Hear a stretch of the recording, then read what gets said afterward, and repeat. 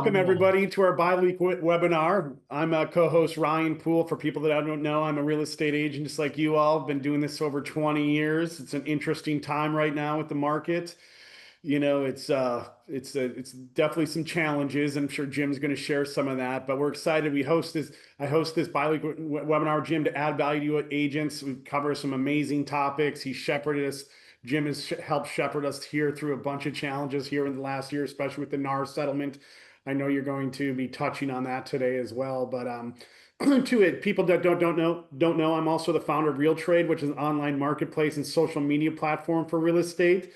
As Jim likes to say, we're the home of the double dip. It's free for agents to sign up. You can get leads, imagine this, directly off your listings. And then we have a whole social component where you can connect with awesome service providers like Jim and some great lenders, title companies, inspectors, appraisers, contractors, all that kind of good stuff. But hey, excited to do this one with you, Jim. I know there's obviously with the NAR settlement, I know you're going to touch on this show, and also some stuff about tax liens and all that kind of crazy stuff for the IRS. So we're excited for this one. Let's rock and roll. I appreciate that, Ryan. I spent a lot of time putting this stuff together. As you guys know, I want to go through my little monologue to start.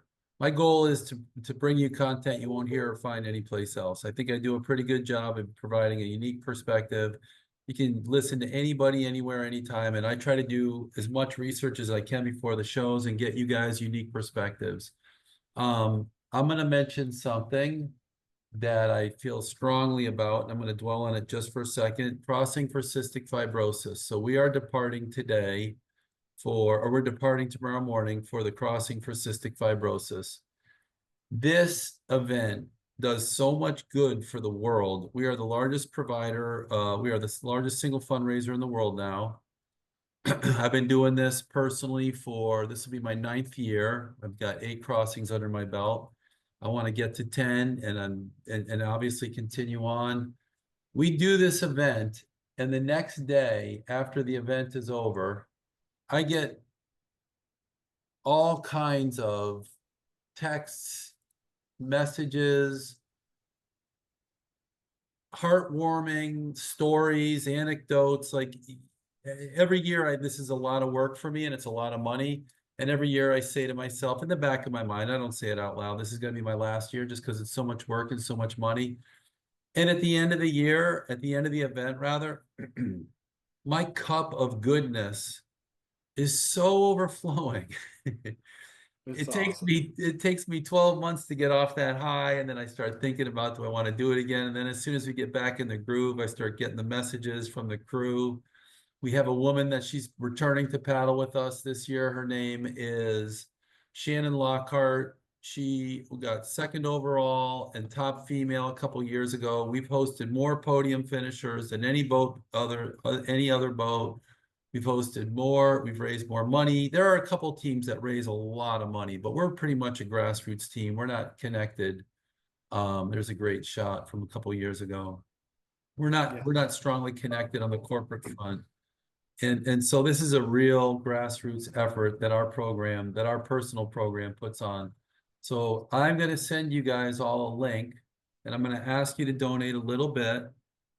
And I'm not looking for money for me. It's going to be a link. I'm going to email it to you. It's money for the kids that are beneficiaries of the cystic fibrosis programs that we provide. And there are some incredible medical advances that are occurring right now. And we provide places for the parents to live while their kids are getting treatments, and all kinds of fun stuff for the kids to do that are afflicted. And I can't say enough about the program. Travis Suit, the fellow who started it, he's an amazing guy. If you've ever wanted to do something that just makes you feel good, on Sunday we're going to be coming into the beach at Lake Worth.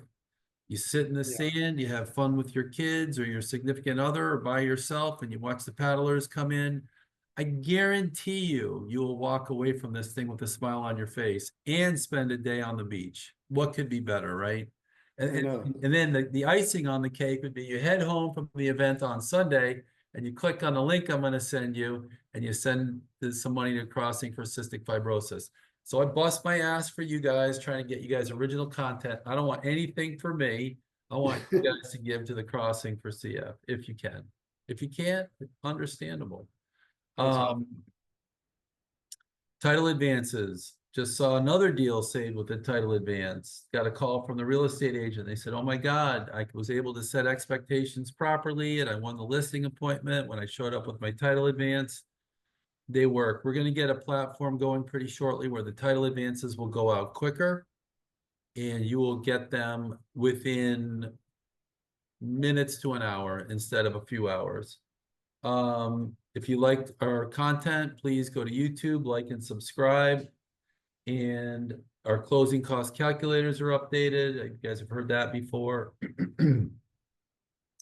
There are no dumb questions. After the show, I get texts from people all the time and they say, I didn't want to ask during the show, but can you explain this to me? You guys, I cannot stress enough the value of sitting in groups and hashing out ideas, because I guarantee you, if you have a question, your colleagues have the same question. And so every Monday at our office, we sit around and we probe each other with the transactions that are causing us friction, and we talk about the rules that govern the issues. And I myself, not that I'm the authority by any means, but I myself had 2 rules wrong. And so what it causes me to do is, we were having the discussion. I told the group, our staff, the rules that I thought were in place. One was on surplus and the other one was on, I don't remember what the other one was, but anyways, foreclosure, surplus, and lien priority. Anyways, I went back, did a little research. Had I not been challenged in the group, I would not have learned the rules properly, and I recited it to the group. And so now everybody knows. And the same magic happens here. You guys have a question. You think you're the only person in the room that has that question. You ask the question in a public forum. You get an answer. I can almost guarantee you that there are people in this room that are going to benefit from that answer, and they're afraid to ask, or they it left their mind or whatever. So there are no dumb questions. Everybody's safe here. Put it in the chat. If you want to text me after the session, I'm totally happy with that. But if you want to talk about it during the session, I guarantee you it'll bring value to everybody else. This is a bold ask. If you guys can turn on your cameras, if you feel safe doing that, I'd love to see your faces, because it helps me understand when what I'm talking about resonates and when it's not. Question and answers at the end. And that's it. Text me any questions you have. Oh, Jessica's just coming in. Jessica, you missed my shameless plug for crossing for cystic fibrosis, and I don't want you to give to me. I want you to give to the group. So if you're logging in now and you missed my shameless plug, that was what you've missed so far. All right. Anything you want to mention, Ryan, before we jump into it? No, excited for this. I was telling everybody too, if you have any questions, you can raise your hand or ask them in the chat. And also too, this outline along with the recording is going to be emailed to everybody that attends. So you'll have that. No Yeah. need to write this stuff down. It's all going to come in it's going to get served into your lap. If you don't get it for any reason and you want it, text me and I'll be happy to send it to you. All right, so today we're talking about the IRS has a little known gift waiting for your clients with tax issues. I can't tell you how much this has changed my life personally for financial reasons. So I'm happy to empower you and impart my knowledge. Today is June 17th. If your client owes the IRS tax money, this show is invaluable. I've seen it in action firsthand. Did I mention personally? I've seen it in action firsthand. I run several limited liability companies, and we recently had the IRS confuse our tax ID number. That resulted in an immediate $10,000 penalty and a lot of struggle. And we'll get into shortly how that worked out and the benefit to the group. It wasn't me personally, but I was a member of the LLC and I was the manager. If you have not already done so, okay, another shameless crossing for cystic fibrosis plug. And here is the link. You can just click on there. It says donate in the top right corner, but I'm also going to email you guys and ask you to give. We're racing Saturday night, so I'll get back Sunday afternoon, and it'd be wonderful if you guys could give. We talked about texting me 24/7 with any questions. I don't care whether I'm your closing agent or not. If you guys have questions, don't hesitate to text me 24/7. I'll be happy to answer anything you have. If you like the way we work in paragraph 20, write the closing agent is New Path Title. I guarantee you I'll save you time in your deal. I guarantee you there's going to be something along the way to closing that you can ask me that helps out, and you don't shift costs. If you represent a buyer and you want us to make the title agent, write it in paragraph 20 and leave the seller paying for title, and there will be no financial difference to your client if you're the buyer's agent. And does everybody know, by show of hands, but I can't see your cameras, that there is a difference between the escrow agent and the closing agent? These are defined terms in the contract. I still get agents calling me. I had one yesterday that said, oh no, the closing agent is written in the upper paragraph of the contract. No, that's the escrow agent. The closing agent is defined in the standards further down the form. All right, here's your marketing tip. I want to do a marketing tip and a market tip every show. Send a message, make some social media content, become authority in your sphere. And the message you want to send out is, if you owe the IRS money, they have a gift waiting for you. So you can take the content that we're going to put together today, and you can use this to send to your database, social media, whatever you want. And Federico now will be the person that they contact. Hey, tell me more about how I can get this IRS benefit. So you send out, oh, Jessica's coming back in. So you send out a message. It's not going to resonate with 9 out of 10. The numbers are staggering of people who owe money to the IRS. The good people, they're not bad people. I've owed money to the IRS. I've fallen in that category. It's people, I won't say they're victims, but you know, you do a lot of business and stuff falls through the cracks, or for whatever reason, you owe the money IRS. This program will get them out of that situation potentially. And now Fed becomes the person top of mind they think of, and they're going to come and contact Fed. Oh, tell me more about the program. And that just starts opportunity for dialogue and all the good stuff. Every piece of social media, every piece of content that I'm going to give to you guys can be spun into a marketing opportunity. And I'm getting texts from agents every single day. I had a conversation with one on Sunday, Father's Day. Their Father's Day gift to themselves was they were getting out of the business. This is the time to double down. And we're going to talk about in a second why that is the case. But this is the time to double down on your skill set. This is the time to double down on what you've spent the last several years honing your craft and becoming a go-to top-of-mind person in this marketplace. And here's why. Inventory nationwide. These are some scary stuff to start with, but then it actually builds to a crescendo and you're going to like the ending. Inventory nationwide is on track to substantially outpace the high water mark from last year. It's just reality. October 2024, it was 950,000 homes in active inventory. This is 30% more than the active inventory from a year prior. Full stop. 30% more. And this year is going to outpace that. May 2025, we're already at 1 million homes in active inventory. This is all nationwide stuff, obviously. And the typical summer months, we typically add 30,000 homes a month in active inventory. Consumer sentiment is bruised. There's no doubt about it. It's just reality. It doesn't matter what political affiliation you are, people are scared. Fannie Mae is forecasting a gradual downturn, however, in rates, with the year closing out at potentially near 6%. There is a further softening in the jobs report. In the latest jobs report, there was increased softening, but the Fed reduces interest rates based on the softening. So that's a double-edged sword. There's a ton of money sitting on the sidelines waiting for the country to stabilize. When you start peeling back the numbers on the demographic of buyers that are waiting to upsize, waiting to get into the market, waiting to do their thing, the numbers are all over the board, but the I was going to include some numbers, but I was reluctant to start stating particular numbers, but everything leans towards pent-up money sitting on the sidelines waiting for stabilization. There's a ton of pent-up demand sitting on the sidelines waiting to see what happens. In time, consumers become numb to the fantastic headlines, come out to play. Even if it's not safe to play, it feels safer because they're just used to the huge headlines.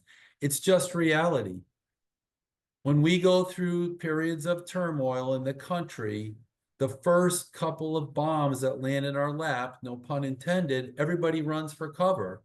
But then after a while, it just becomes, and history proves this, it becomes part of the dialogue. It becomes part of the narrative, and people aren't so shocked anymore. Do I think it's great? No, we're just talking about objective. Yeah, I want to add something too. Is I've worked with years with institutional investors, large funds buying real estate, and let me tell you right now, they're buying. They're buying. They're looking for opportunities right now, and usually those institutional buyers are ahead of the curve versus your more retail buyer.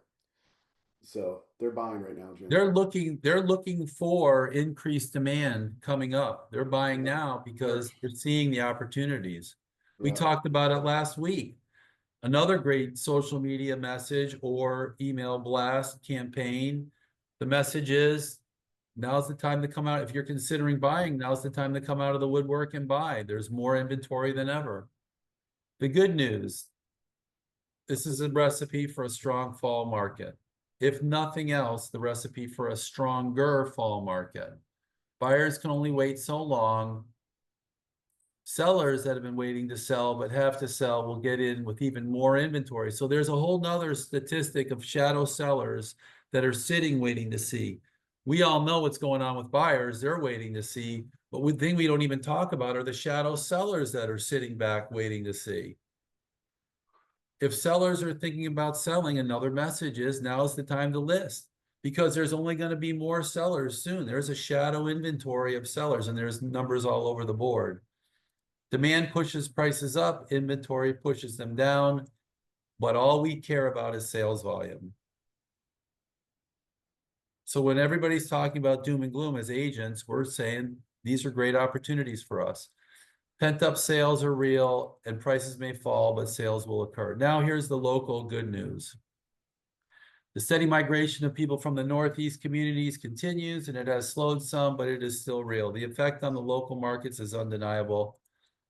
Anecdotally, we see more out-of-state buyers of bigger homes.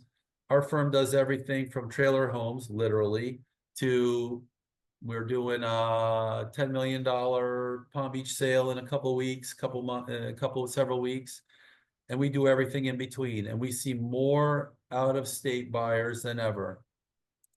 Another piece of great news for the South Florida market, older people are staying in the market longer, buying more second and third homes than anticipated, and buying nicer homes and spending more. We hear downsizing, but the data is showing that older people are buying, they are downsizing, but they're buying more homes and they're buying nicer homes and they're spending more than anticipated. All cash buyers are up 26% in South Florida. That's the migration effect. 26% year over year. I'm seeing that too with some buyers that I'm working with in the Northeast that are paying cash as they sold their homes in the Northeast. Yeah. They got a great price for it, and they're sitting on a bunch of cash looking to purchase homes now in South Florida. If you sell your house in Rockville Center, Long Island, and it's one of the most densely populated places in the United States, so there's a lot of homes. Your median home sale is eclipsing $2 million, a million, just shy of $2 million. They can come down here, pay off that mortgage if they have any, and you guys see it. It's not anecdotal, but we see it all the time. It's real. It's the migration and the move out of the Northeast. Millennials and Gen Zs are entering their prime home buying years with greater force than anticipated. The median home buyer age in South Florida is dramatically younger than the national average. I started drilling down on this morning when I started looking at the stats. I don't even want to quote the numbers because they seemed so far-fetched to me, where the median age for the nation and the median age for the Florida market was so spread apart. But millennials, 90% of this group still believe home ownership is key to wealth building. And 75%, I didn't finish it because the show got launched, 75% of them still think it's attainable.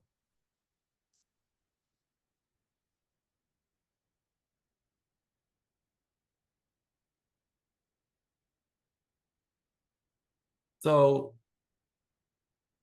we're in a tough spot right now.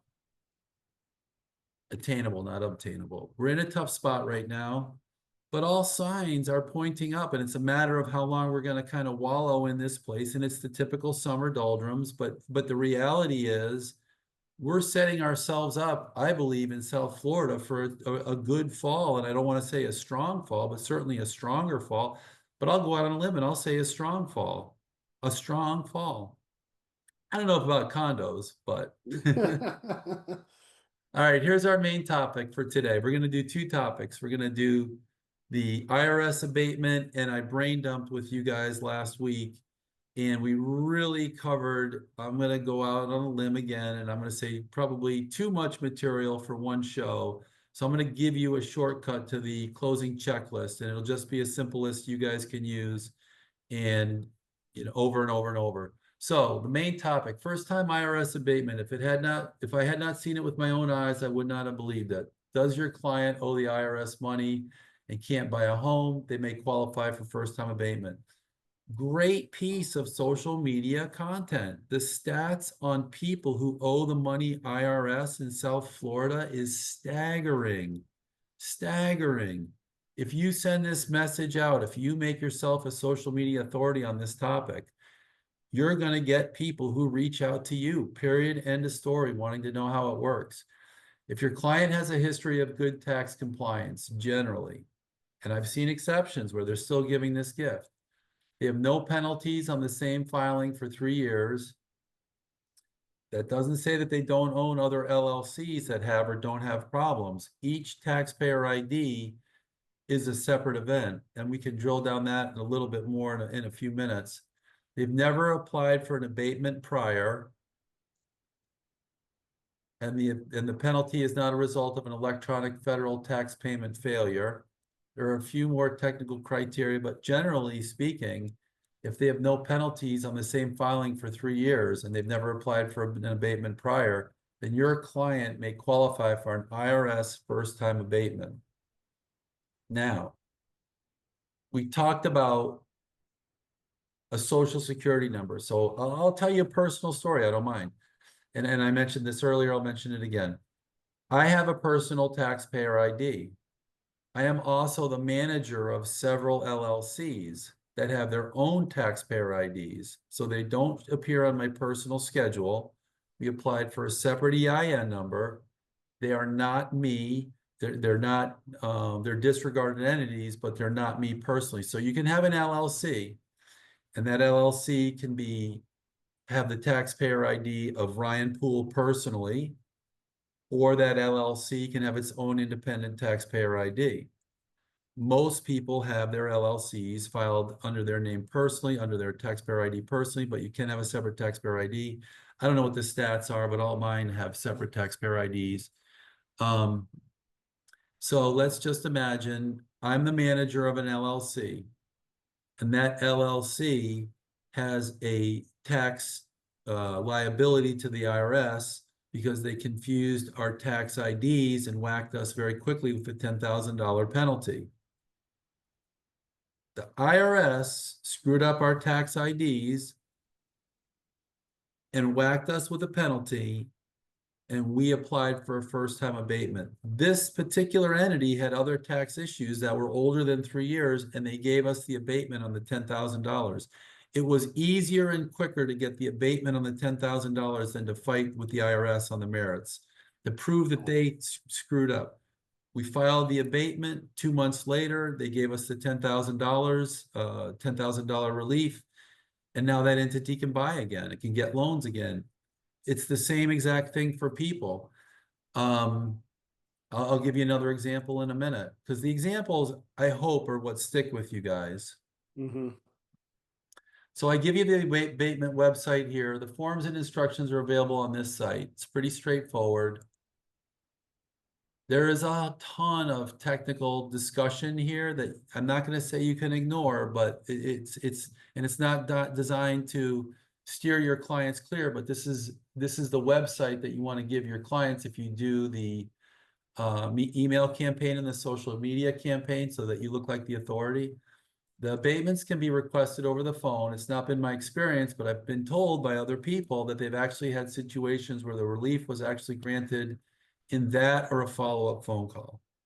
Wow. Now, it sounds a little too fantastic for me, and I don't recommend you do it, but I have heard that people have called, and the IRS phone number is in that link I gave you, and had relief on the phone while they called.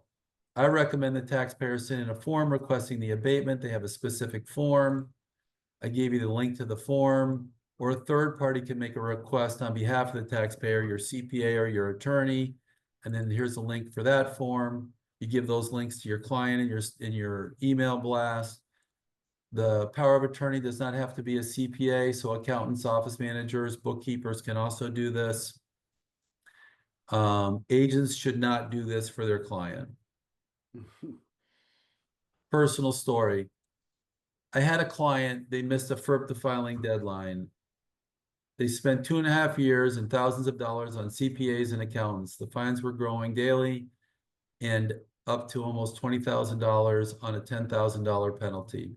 The IRS was continually sending notices to the taxpayer, and the file was in review and needed another 60 days to give an opinion. This went on for over a year. Then the other day, I just happened to have lunch with a really knowledgeable CPA who told me about the abatement opportunity. Right after lunch, I filed the abatement request myself over the phone. Within a couple of days, got 100% relief. The next day, in 40 years of dealing with the IRS, I never saw anything like this. Wow. Never. So it's real and it works. And I think you guys could make connections just by advertising messages like this.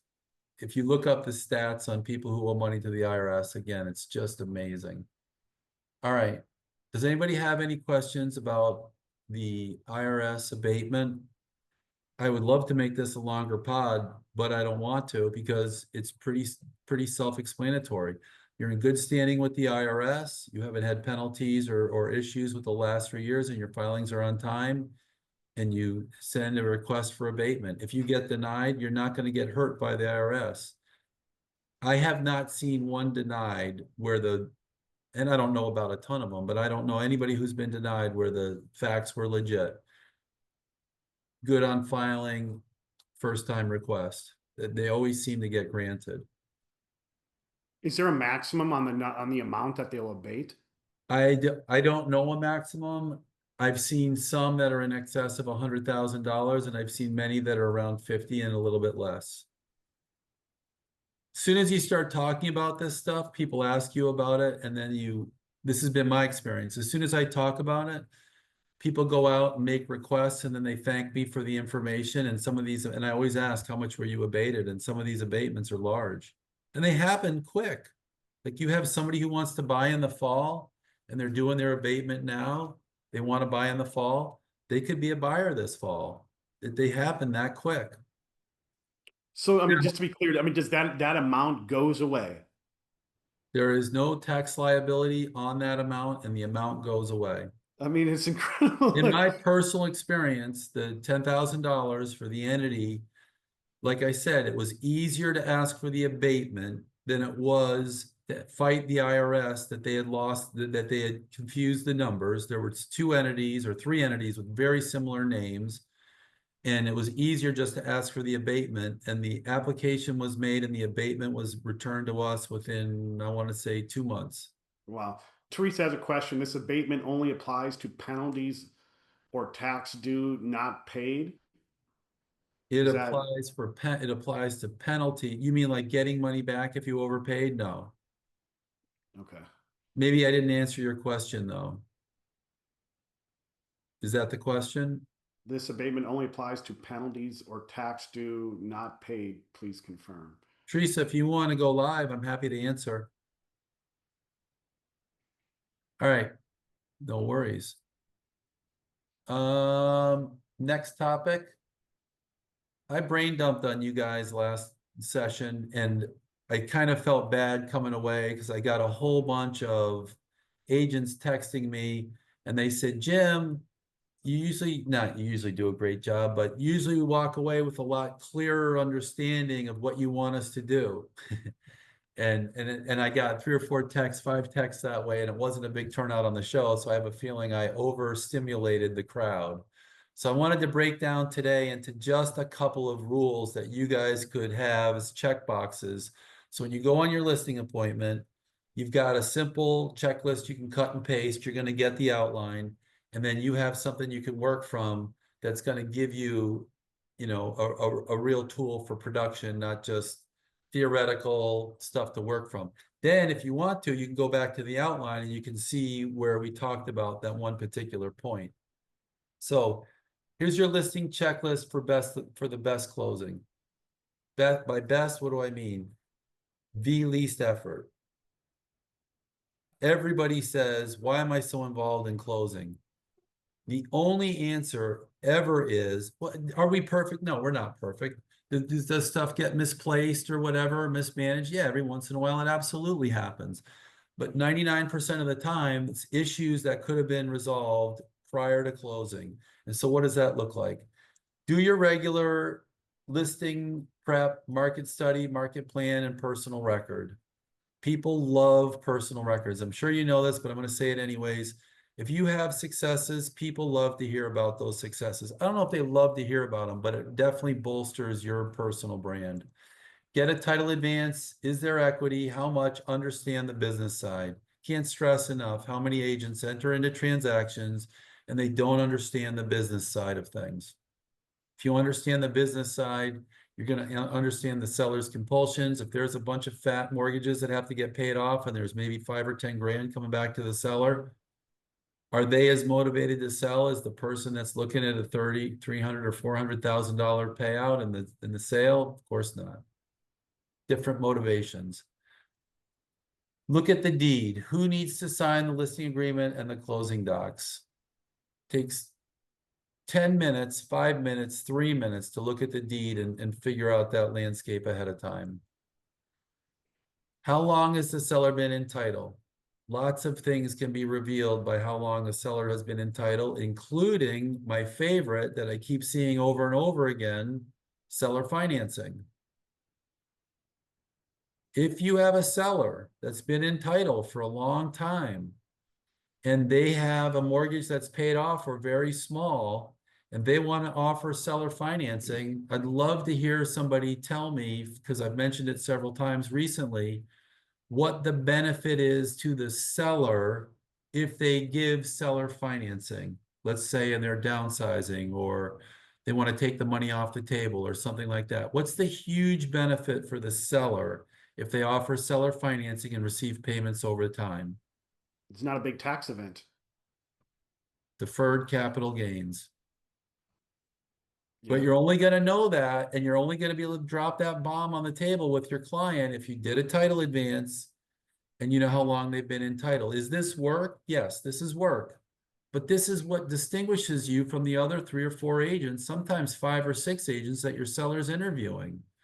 So you drop the title advance, you understand the equity, you understand how long they've been in title. I don't care whether they're a seller financing deal or not.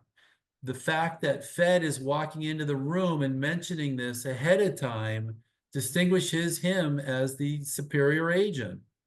I know agents right now that have 26 listings that I talked to one on Sunday. They have 26 listings and they said it was the easiest thing. They walked in there and they came up with some unique thing about the property that the seller said, oh my God, I hadn't heard that before from the other, several agents I interviewed.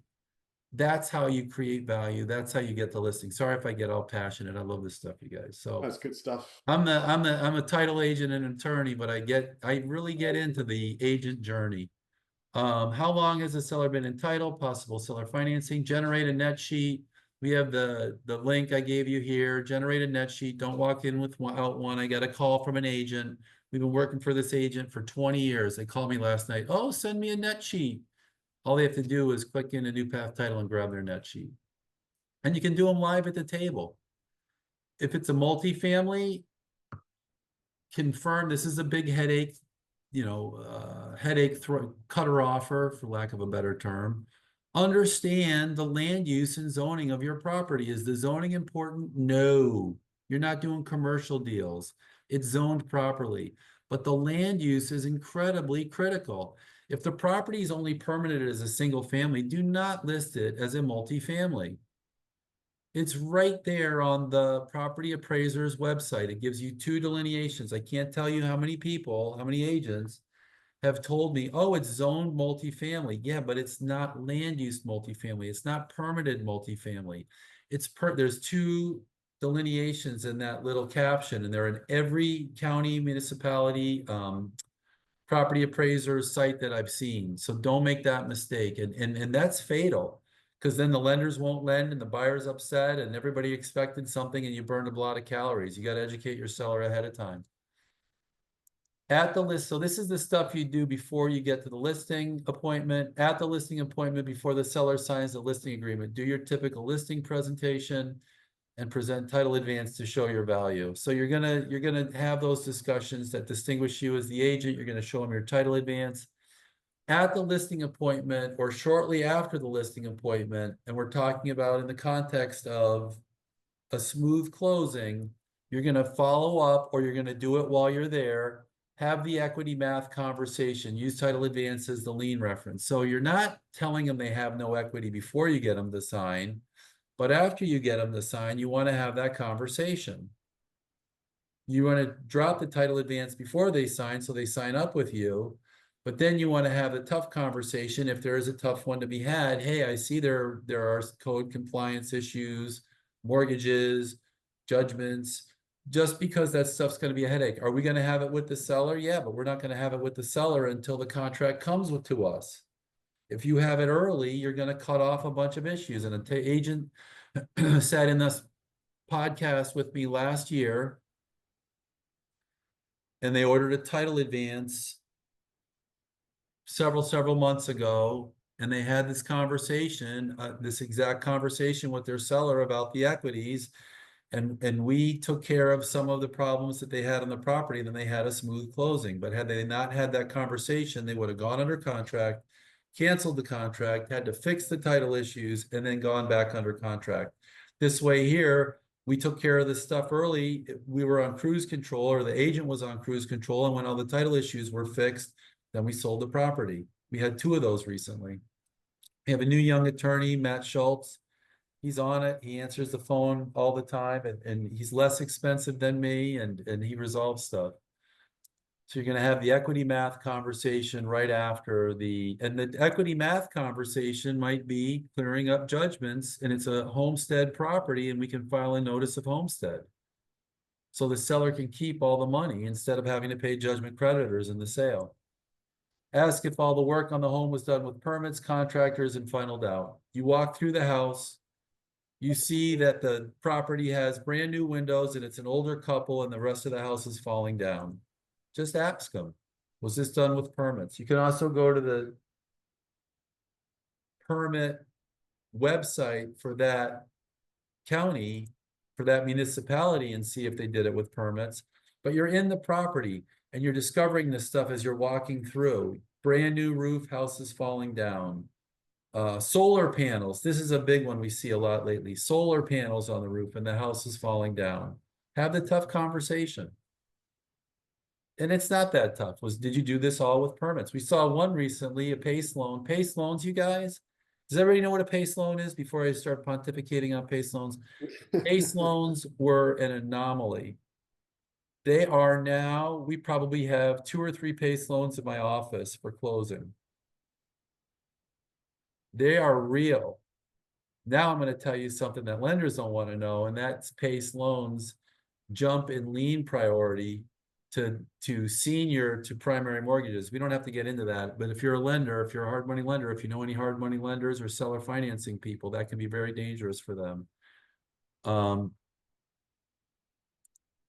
FERPTA, ask your client at the listing appointment if they have a tax ID number, US taxpayer ID, social security number. If they don't, have the FERPTA conversation, refer them to a FERPTA agent. Easy to do. Head that ball off at the pass. If they expect they're going to keep all their money at the closing, best they know now. I know a ton of agents tell me, and it does make me, you know, I wish they did take a different course of conduct, but they tell me, oh, I'm going to wait till we get deep into the transaction and they won't back out. And I had that conversation with an agent last night. I don't know if that's the best way to do things. I like the devil you know as early as you can know it. You got to tactfully know how to talk about the topic and couch the topic in a way that's manageable and won't scare the client off, your seller off. But if they think they're going to walk out of the transaction with all the FERPTA money in their pocket and they owe 15% to the title agent that's going to go to the IRS, we did a whole show on FERPTA. Have that conversation early. Let them know they need to get a FERPTA agent working on their behalf early in the deal. Lots of FERPTA deals lately. There is another important piece of content or another valuable piece of content you could drop. Lots of sellers are foreigners and they're not real happy with the way things are going in this country. And we're sitting at the table with sellers and they're telling us, I'm not real happy with what's going on right now. We're getting out. And we've heard from, you know, the LGBTQ community. We've heard from foreigners. We've heard from a lot of people with that same message. We don't like what's going on. My wife always says, what are we going to do if things get bad enough? Where are we going? I would say we're not going anywhere, but there are people who are leaving. If they're Canadians and they're down here and they're not happy and they're selling their Canadian property, that's real. Look around the property. We talked about this a little bit ago. Look for deferred maintenance, new improvements, things that don't jive with the seller's story. So we had one transaction. This is another one we haven't seen lately, but we've seen it over the years quite a bit. Seller says it's a single man or a single woman, apparently single, and they say to you, you know, they're divorced, they're not married, whatever the case may be. And we find out shortly before closing, they're married. Something comes up in their lending package or something, and they find out they're married, and now we've got to get the signature of the spouse, or we've got to do a default divorce or something. That always holds up the closing. We had a really crazy one where the seller was married and they didn't consider themselves married, but they were actually married under the Indian tribunal. So they are a sovereign of a different country, not the US, and a US divorce did not divorce them in the Indian culture, in the Indian tribunal. That took 1 year to fix. Jeez. So have that conversation.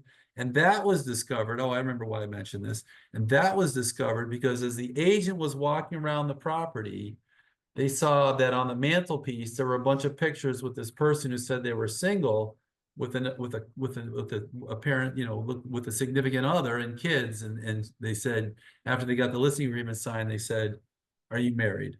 And they said, no. And then it later came up that they were. So check that box, have that conversation. If the seller is an LLC, corp, or trust, or an entity, set expectations early. The title company is going to ask them for the trust docs. They're going to ask them about the entity. They're going to ask them about all this stuff. I have had lately, we've had a rash of fake sellers. Fake sellers are sellers selling property that they don't own. We had two recently. We had one a while ago, and I'm reading more and more about it in title media. Make sure your seller is the owner of the property. We'll do it for you, but if you don't want to waste time and you want to get it ahead of time, they're typically vacant land deals or homes that have been vacant for a long period of time. That's the most common element. But if your seller is an LLC or a corporation or a trust, you're going to know that because you looked at the deed before you walked in, and you're going to have that conversation. You're not going to say you want a copy. You can say you want a copy, but I would couch it as the title company is going to need a copy of the trust agreement or relevant copies of the trust agreement. That also heads off some problematic transactions.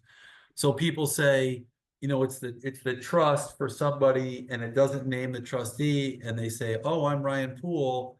I'm the trustee of that trust. Okay, well, we're gonna need a copy of that trust for closing. Oh, whoa, wait a minute. No, I'm the trustee. I'll sign an affidavit, but it helps ferret out problems ahead of time. If it's a condominium, ask if they have milestone inspections and SEERs done. Is the building lendable? Ask the mortgage broker.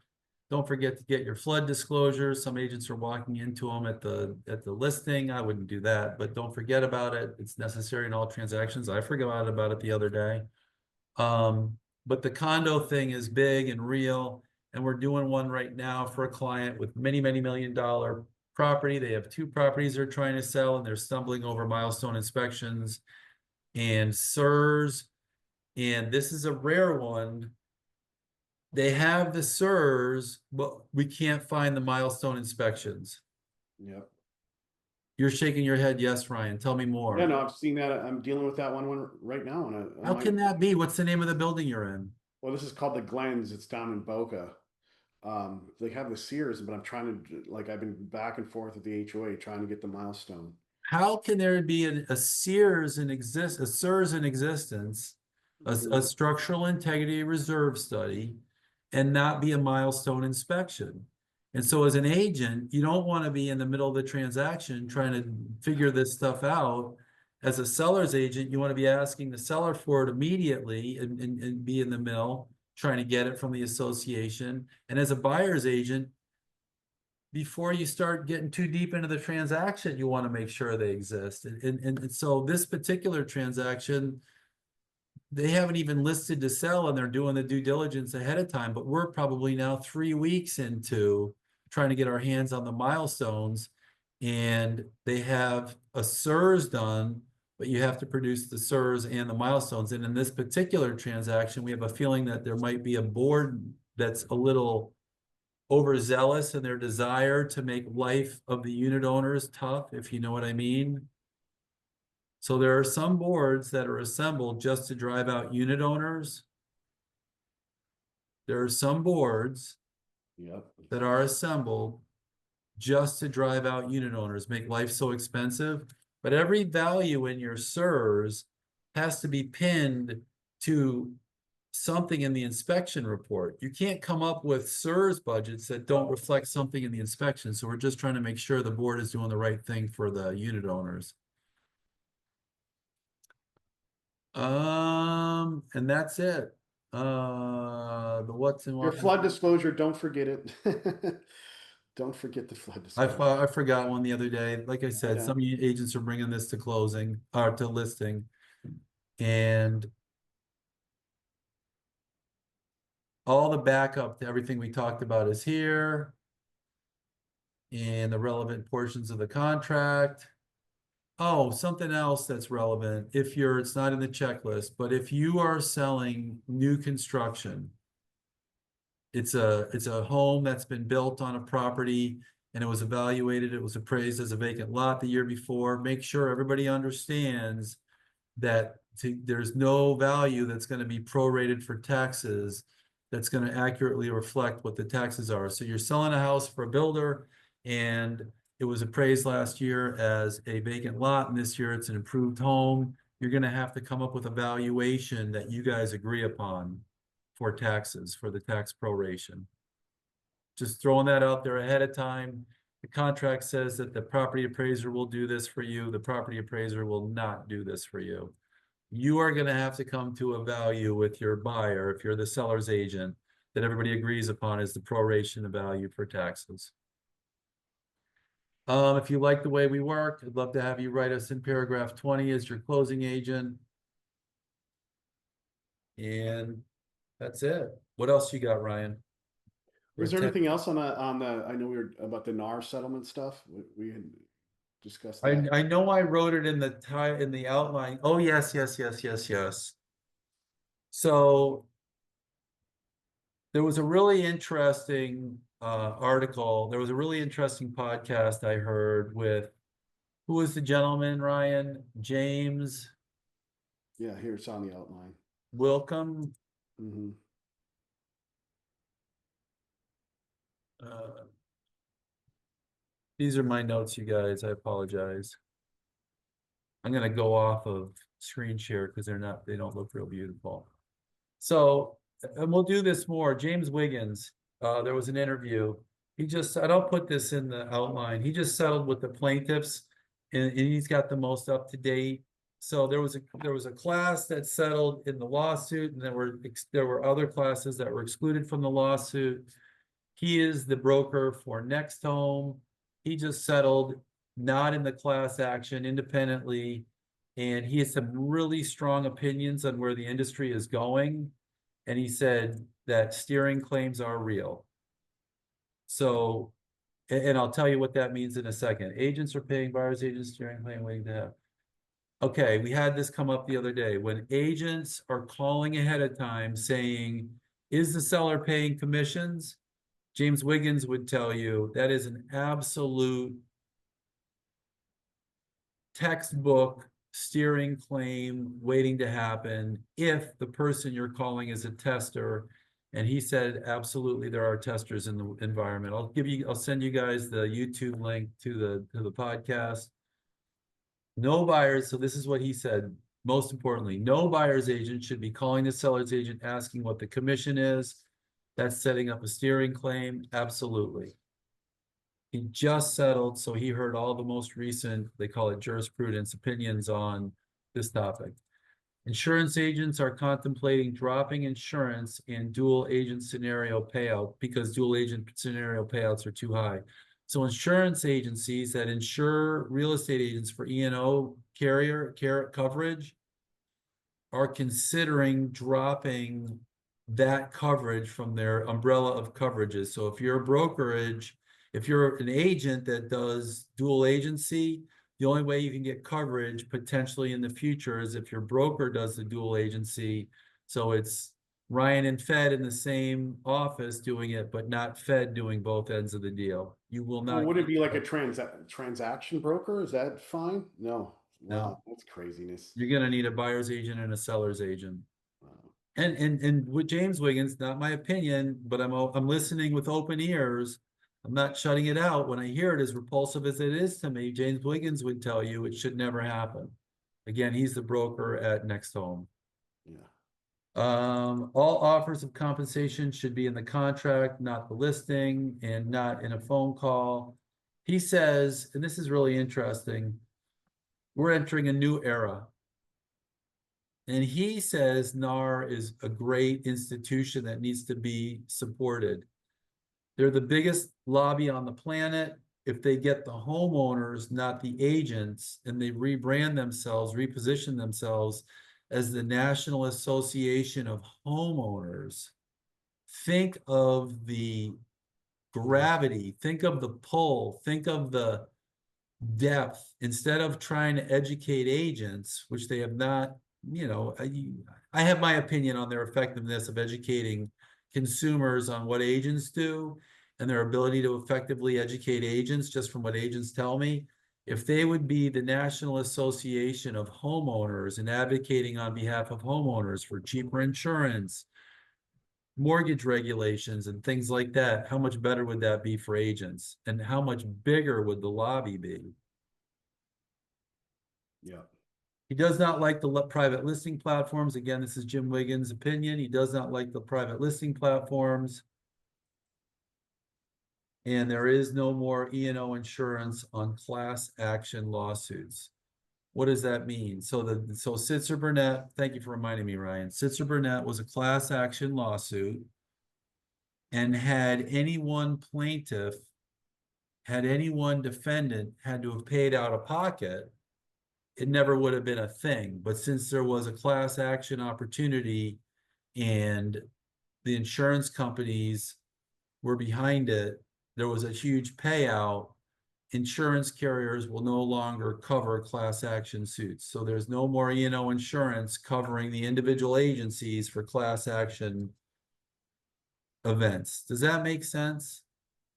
Yeah. So what does that mean to us as agents, practically speaking? We have to be understanding of where things are going, not just reactive. We have to be proactive. James Wiggins would tell you proactive means no more calling and saying, hey, is the seller offering compensation if you're a buyer's agent? Just write it in the offer, like we Just have right on, into the you offer. know. Do I like it? 20. No. Did I think our old system was working well? Yeah, but this is the paradigm we live in, and because there is no more potential coverage, brokers would be well served Yeah. to potentially educate their agents on that topic. Hey, Jim, can you drop the outline for this show? I just did the last outline for last show, the listing checklist, just so the agents have it that are attending, so they can click that. It's in the chat. Can you drop the outline from this show into the chat as well? Yep. All right, cool. So then you have them IRS right there. This payment. will be, just so you guys know, this will all be emailed out to all the attendees, but I want to have that. So just do that, Jim. And then also, we had some couple questions that we didn't get to when we were doing the show. I'll Teresa, do my best. I'll drop this in, and I'd love to answer if I can while I do it. yeah.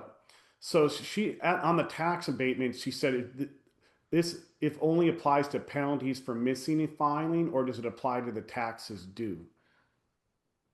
No, this would apply to penalties born from missing a filing, say, Okay.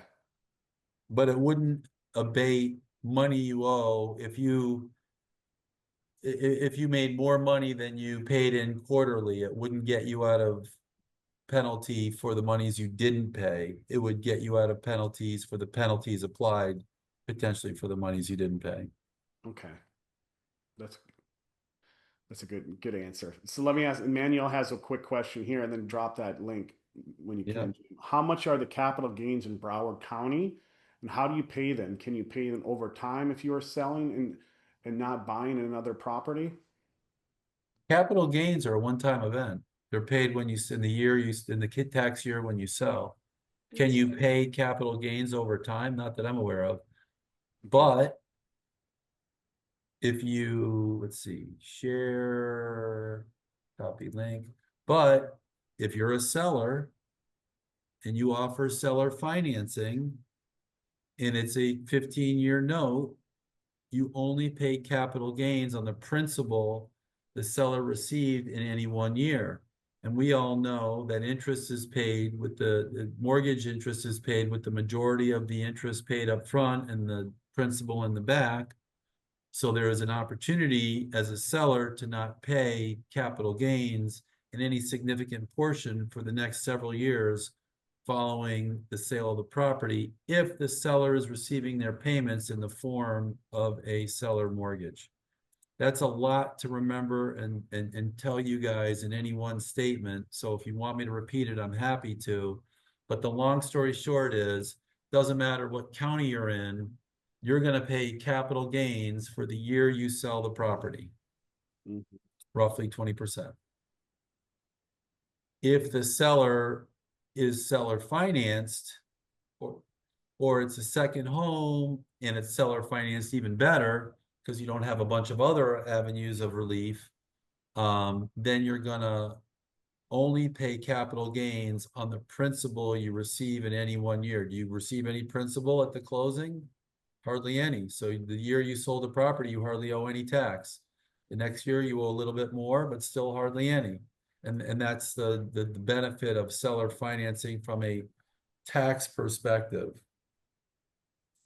I actually learned that rule the hard way from somebody, and I was wrong, and I challenged them on it and did the research and found out that yes, seller financing is a way to defer capital gains burdens to sellers. Anybody else? Jim, it's Doreen Politis. How are you? I'm really good, Doreen. Good. I would like your opinion on going back to the James Wiggins conversation. So in our MLS, in Beach's MLS, we have the listing agent has an option to check a box, yes or no, concerning seller offering compensation, negotiating compensation. So to get ahead of any issues that can arise from that, since it's not a required field, do you think we should just leave it? No, I don't see a problem with, and I had this conversation with an agent the other day, just yesterday actually, and it got pretty heated. The buyer's agent insisted that the seller had to say they were offering compensation in what amount and in the old rules and not Okay. the only thing that they were up on was that you couldn't put it in the listing agreement or in the listing posting. And so if they're paying compensation, they can hold their cards close to their vest, but I don't think there's a problem with saying, tell me exactly what the statement was in the option of your agreement. Well- It's just a checkbox in when we fill out Yeah. the MLS. Yeah. And I believe it says Seller concessions. It actually says, is seller the seller, concessions, yeah, right. can, And it's a doesn't say yes or no. compensation, it says. Yeah, sellers are offering seller concessions, not at any Okay. certain amount. And the only other thing you can say is, contingent on the strength of the offer, but I don't have a problem with that checkbox at all. Yeah, no, that's in there Thanks, too. Jim. Obviously, it's kind of a nod to the buyer's agents that are reading the listing that, hey, the seller's willing to offer something here, how do we, do that, right? So. Don't do what some agents did a long time ago, and I saw the actual violation reports where sellers put 3 cookies on the counter and they said, the seller's offering 3 cookies in their social media posts and in the pictures on the listing, 3 cookies to anybody who brings a buyer. And yeah, that stuff doesn't work. But saying that the seller is offering comp, and then maybe if you want to qualify it a little bit further for strong offers or however, as long as you're not getting into particulars. But if they're willing to offer it, they're willing to offer it. Anybody else? I do have a question. It's related to a residential rental and regarding the disclosures. Should we be, taking care of all the disclosures, meaning the security deposit disclosure, the fire protection disclosure, rent and gas? Of course, there's a lead-based paying on the rent agreement. Any environmental disclosure. Does it sound familiar? No, the disclosures. I mean, I do a lot of renting, but I'm not familiar with what you're talking about. Are you talking about in the forms library? Right. There's Right. disclosures for. Yeah. So the question is, am I doing a good job closing the lease for my property owner if I don't deliver all the disclosures that the law requires? And there are federal laws, state laws, and city laws. I'm pulling up my forms library right now. Anybody that wants to sign off, I will not be offended, but I am gonna have to research this one a little bit because I'm not sure. This is one of the. Yeah, it's very specific to a transaction that I'm having right now. Yeah. Far residential, vacant land, miscellaneous, far residential. Leases and property management, exclusive right. I don't have the disclosures. Notice from landlord, termination, failure to pay rents. Where are you finding these disclosures, Fed? ChatGPT. Chat GPT? Yeah. Yeah, I'm not familiar. Right. Let me If see you if want to, if you send me something, text me something, I'll do some research and figure out where it comes from. But Okay. I mean, the disclosures in Florida, if you rent more than I have 3 or a 5 very properties, you have to disclose where the escrows are held. So when I do a lease, I always just disclose where the escrows are held and give the property and give the address. In Florida, if you're gonna collect interest on the security deposit in last month's rent, there's a whole bunch of disclosures you have to make. I'm trying to think of what other disclosures. When you start talking about condition of the property, leases are typically as is. So there's no disclosures necessary. I can't think of what other disclosures there would be. And I'm sure you were in the session because you tune into all of them. my big warning to a bunch of agents is on GPT. It's really tough for us to keep up with all the rules. So GPT is a nice tool to use, but you have to scrutinize the information you're being passed back. Correct. I've Exactly. personally seen agents give completely wrong information on GPT search results. Even agents that I've been educating for a long time on things like calendar days and periods of time and things like that. It's all in the contract. You can go in there quickly and you can read it, but it does take a lot more work. You have to look at a document versus punching in a GPT question. Now, how you ask the question has a huge impact on the results you're going to get. So if you ask a bad question, you're going to get bad results. Yeah. And I like Perplexity, Perplexity.ai. Perplexity.ai will give you the links to all the Florida statutes. They'll give you articles. This morning I was researching surplus. It gave me a Florida bar article. It gave me another article written by a buddy of mine, John Jorgensen. And then you could look like an authority versus just giving an opinion. You want to be very careful to give an opinion. You want to give somebody else's opinion more before you give your own opinion, or give your opinion backed up by somebody else's opinion, or a statute. There's a hierarchy of authority. So you've got federal laws, state laws, local ordinances, case laws, but your contract, for the most part, trumps most of that. That's the agreement between the parties. It won't trump some federal laws or state laws where there explicitly can't be amended or changed by contract, but for the most part, your contract is the principal authority. Your contract also includes leases. It also includes any agreements, collateral to the leases. So those are all typically superior authority to federal and state law, where federal and state law has not specifically called out, superior authority. What do we got chat going on? Is it okay to understand what compensation is being offered as long as you have a text from a selling agent stating the compensation is being offered? And can that be relied on actually in said compensation mentioned in the text sent in the broker's checks? Of course, we need a new form stating compensation. So we have this come up recently too, and that is agents wanting to take the double dip, but not having a BBA. So some buyers will, some sellers will pay the double dip even without a BBA because they don't know better. But then the transaction coordinator comes in later and says, hey, we never got a copy of the buyer's broker agreement. And then they realize they paid commissions in error. That comes up. People are reverting back to their old ways. But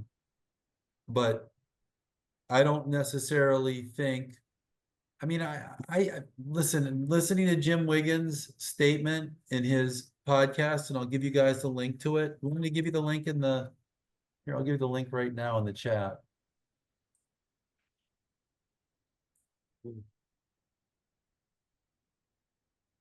It's uncomfortable, but I think the things he says resonate with regard to potential testers receiving a phone call from a buyer's agent that says, ahead of the contract, that says, how much is the seller's agent paying? And are they paying commissions, and how much are they paying? I think that's problematic. I think it could be problematic. I have to agree with them. I know everybody's doing it, but I think it could be problematic. Did everybody get that? The link, James Wiggins interview? He's the broker for NextHome. Does anybody else have anything they want to ask before I say too many controversial things that get me? No, I mean, we covered some broad points here on this one, Jim, but it's very good stuff. I'm going to send you, somebody asked me about Perplexity. Mm-hmm. I'm going to send you a link to the Perplexity in the chat for. Chief Frederico just shared it. It's Perplexity. I think he's not spelled it properly. So there's Perplexity.ai. Yeah. Oh, okay. Maybe you do have it right. I'm sorry, Fed. Yep, you got it right.